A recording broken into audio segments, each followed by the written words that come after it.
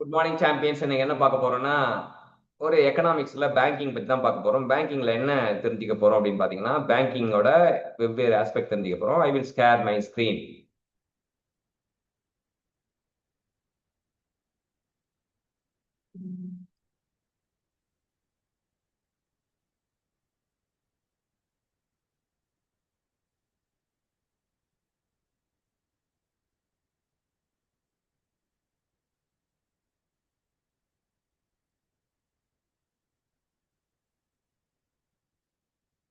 Okay, இப்போ நம்ம கிட்ட என்ன இருக்கு அப்படின்னு பாத்தீங்கன்னா பேங்கிங் அண்ட் மானிட்டரி சிஸ்டம் தான் இருக்கு.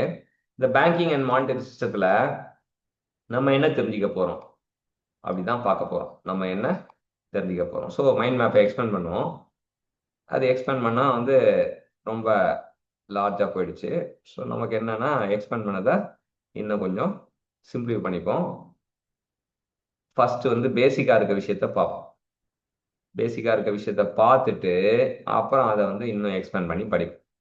ஸோ இதான் ஃபர்ஸ்ட் பிரான்ச் மைண்ட் மேப்ல நம்ம என்னெல்லாம் பார்க்க போறோம்னு சொல்லிட்டு கிளியரா நமக்கு தெரிஞ்ச விஷயம். ஃபர்ஸ்ட் நம்ம பார்க்க போறது பேங்கிங் ஹிஸ்டரியை பத்தி பார்க்க போறோம். பேங்கிங் ஹிஸ்டரி, பேங்கோட எப்படிலாம் அது விரிவாச்சு, எப்படி ஆரம்பிக்கப்பட்டது. ரெண்டாவது ஆர்பிஐ. ஆர்பிஐனா ரிசர்வ் பேங்க் ஆஃப் இந்தியா அப்படி சொல்லுவாங்க. அதை பத்தி தெரிஞ்சுக்க போறோம். மூணாவது டைப்ஸ் ஆஃப் இன்ஸ்டியூஷன், என்னென்ன இன்ஸ்டியூஷன்லாம் இதுல சம்மந்தப்பட்டிருக்கு. நாலாவது விஷயம் இ பேங்கிங் அண்ட் பேமெண்ட் பத்தி தெரிஞ்சுக்க போறோம். அஞ்சாவது மணி அண்ட் கரன்சி அப்படின்றதான் தெரிஞ்சுக்க போறோம். ஆறாவது மானிட்டரி பாலிசியை பத்தி தெரிஞ்சுக்க போறோம். ஸோ ஃபர்ஸ்ட் நம்ம நோக்கம் பேங்கிங் ஹிஸ்டரி இல்லையா. ஸோ பேங்கிங் ஹிஸ்டரியை ஃபர்ஸ்ட் நம்ம தெளிவா பார்ப்போம். பேங்கிங் ஹிஸ்டரி இன்னும் கொஞ்சம் கம்மியாக வச்சுப்போம். ஸோ வேர்ல்டு உலகளாவிய விஷயத்துல எப்போ பார்த்தாங்கன்னா 1656 தான் ஃபர்ஸ்ட் பேங்க். எங்க ஆரம்பிக்கப்பட்டது அப்படின்னா ஸ்வீடன்ல ஆரம்பிக்கப்பட்டது. அடுத்தது அது 1656 ஃபேன்சி நம்பர் மாதிரி இருக்கு இல்லைங்களா. ஒரு 16ஓட இந்த முன்னாடி 40 கூட்டினா 56 வரும்.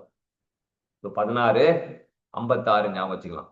அதுக்கப்புறம் பாத்தீங்கன்னா 1864 பேங்க் ஆஃப் இங்கிலாந்து. இது பாத்தீங்கன்னா முன்னாடி ஒண்ணுதான், ஆனா இது ஈவன் நம்பரா வந்துருக்கு பாருங்க. 8, 8 விட 2 கம்மி பண்ணா 6, அதுக்கப்புறம் 4 consecutive even number. Bank of England ஞாபகம் வச்சுக்கலாம். இது ஒரு பக்கம். வேர்ல்டுல first bank Sweden, second bank bank of England 1864 அது. அடுத்தது இந்தியாவில் பாத்தீங்கன்னா இந்தியாவில் 1770 பேங்க் ஆஃப் இந்துஸ்தான் அப்படின்னு சொல்லிட்டு ஒன்று ஆரம்பிக்கிறாங்க. பேங்க் ஆஃப் இந்துஸ்தான் 1806 இருந்து 1843 வரைக்கும். அடுத்தது கொஞ்சம் கொஞ்சம் நகர்ந்து பிரசிடென்சி பேங்க் பெங்கால், பாம்பே, மெட்ராஸ்ல ஆரம்பிக்கிறாங்க. 1921ல இம்பீரியல் பேங்க் ஆஃப் இந்தியா. நம்ம ஈஸியா வச்சுக்கலாம். முன்னாடியும் ஒன்னு இருக்கு, கடைசியும் ஒன்னு இருக்கு. உள்ள 92 மட்டும் நடுவுல இருக்கு. இம்பீரியல் பேங்க் ஆஃப் இந்தியா அப்படின்னு வச்சுக்கலாம். 1955 ஸ்டேட் பேங்க் ஆஃப் இந்தியா. இது எஸ் இருக்க மாதிரி 1955 எஸ்எஸ் அப்படின்னு வச்சுக்கலாம். அப்போ State Bank of India. Nationalisation எப்போ பண்ணவர்னா 1969ல 14 பேங்க்கும் 1980ல 6 பேங்க்கும் பண்ணியிருக்காங்க. ஸோ இந்த டாபிக் நமக்கு பேங்கிங் ஹிஸ்டரியை பத்தி தெரிஞ்சுக்கிட்டோம். அடுத்தது என்ன அப்படின்னு பாத்தீங்கன்னா ரிசர்வ் பேங்க் ஆஃப் இந்தியா பத்தி தெரிஞ்சுக்கலாம். ரிசர்வ் பேங்க் ஆஃப் இந்தியா பத்தி நம்ம என்னெல்லாம் தெரிஞ்சுக்கணும் அப்படின்னு பாத்தீங்கன்னா first establishment. Reserve bank of India எப்போ எஸ்டாப்ளிஷ் பண்ணாங்க? 1935ல தான் ஃபார்ம் பண்ணாங்க. இது மூலியமானா வியா ஆர்பிஐ ஆக்ட் 1934. அப்போதான் ஆர்பிஐ ஆக்ட் நான் உருவாக்கணும் 1934. ஆனா இது எஸ்டாப்ளிஷ் பண்ண 1935. இதுக்கான முக்கிய காரணம் எதுனா இல்டன் யங் கமிஷன் சொல்லிட்டு ஒன்று ஏற்பாடு பண்ணி அது மூலியமா தான் எஸ்டாப்ளிஷ் பண்ணாங்க. 1949ல நேஷனலைஸ் பண்ணாங்க. Head quarters Mumbai since 1937. அதான் எஸ்டாப்ளிஷ்மெண்ட் பத்தி கதை. அடுத்தது ஃபங்க்ஷன் என்னன்னு பாத்தீங்கன்னா ஆர்பிஐயோட ஃபங்க்ஷன் என்ன அப்படின்னு பாத்தீங்கன்னா மணி சப்ளை அண்ட் பிரிண்டிங் அப்படின்னு சொல்லுவாங்க. ஸோ மணி சப்ளை பண்றதுக்கு, பிரிண்ட் பண்றதுக்கு அது இது பண்ணாங்க. அப்புறம் கண்ட்ரோல் இன்ட்ரெஸ்ட் ரேட் அப்படின்றது தெரிஞ்சுக்கலாம். ஸோ மணி சப்ளை பண்றதுக்கு, பிரிண்ட் பண்றதுக்கு ஆர்பிஐ பயன்படுது. இன்ட்ரெஸ்ட் ரேட்டை கண்ட்ரோல் பண்றதுக்கு ஆர்பிஐ பயன்படுது. ஒவ்வொரு வாட்டி ரிலீஸ் பண்ணுவாங்க, இதான் இன்ட்ரெஸ்ட் ரேட் அப்படின்னு சொல்லுவாங்க.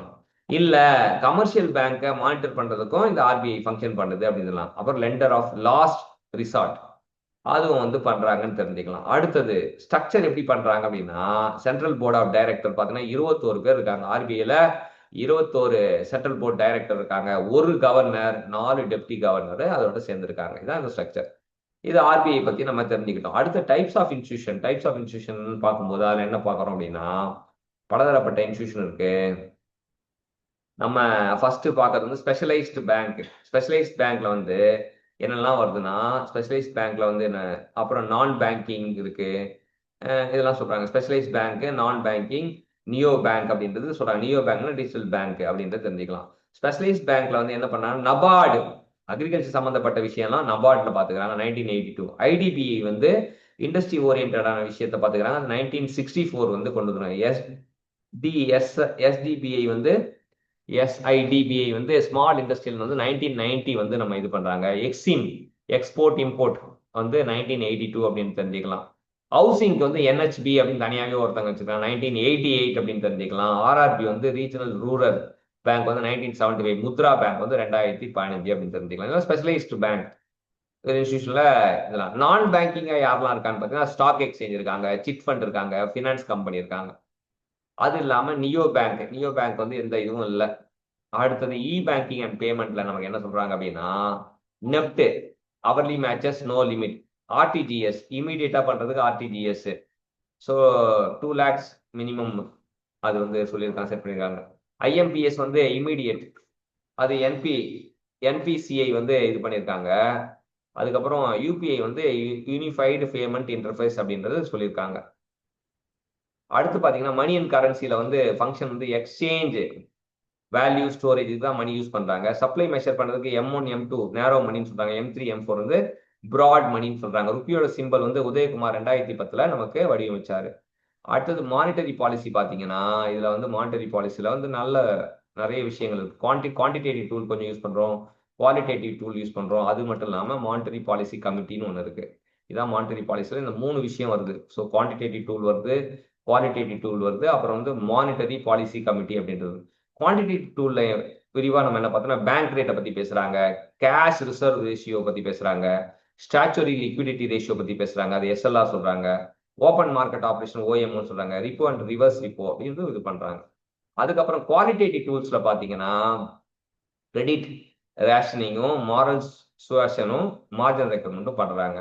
அது மட்டும் இல்லாம அடுத்தது நம்ம பாத்தீங்கன்னா, மானிட்டரி பாலிசி கமிட்டில என்ன வச்சிருக்காங்கன்னா, 6 மெம்பர்ஸ் இருப்பாங்க. 3 ஃப்ரம் ஆர்பிஐ, 3 ஃப்ரம் கவர்மெண்ட். 3 பாதி பாதி 6 அடிச்சாம் பாரா 6 அப்படி சொல்றாங்கல்ல. அப்ப எம்பிசில வந்து லெட்டர் வந்து 3 லெட்டர் வேர்டு, ஆனா இருக்குது 6. அப்ப 3 பிரிச்சிடலாம். 3 ஆர்பிஐ, 3 கவர்மெண்ட். இன்ஃபிளேஷன் டார்கெட் வந்து 4% சொல்றாங்க. அது பிளஸ் ஆர் மைனஸ் 2% அப்படின்றது தெரிஞ்சுக்கலாம். ஸோ இன்னைக்கு என்ன பார்த்தோம் அப்படின்னு பாத்தீங்கன்னா, முழுக்க முழுக்க பேங்கிங் அண்ட் மானிட்டரி சிஸ்டம் பத்தி பார்த்தோம். நம்ம பேங்கிங் அண்ட் மானிட்டரி சிஸ்டம் வந்து நம்ம தெரிஞ்சுக்கிட்டோம் இன்னைக்கு. ஸோ இது மூலியமா என்ன பண்ணலாம்னா, பேங்க்ல நடக்கிற நடவடிக்கைலாம் தெரிஞ்சுக்கலாம். So thank you champions.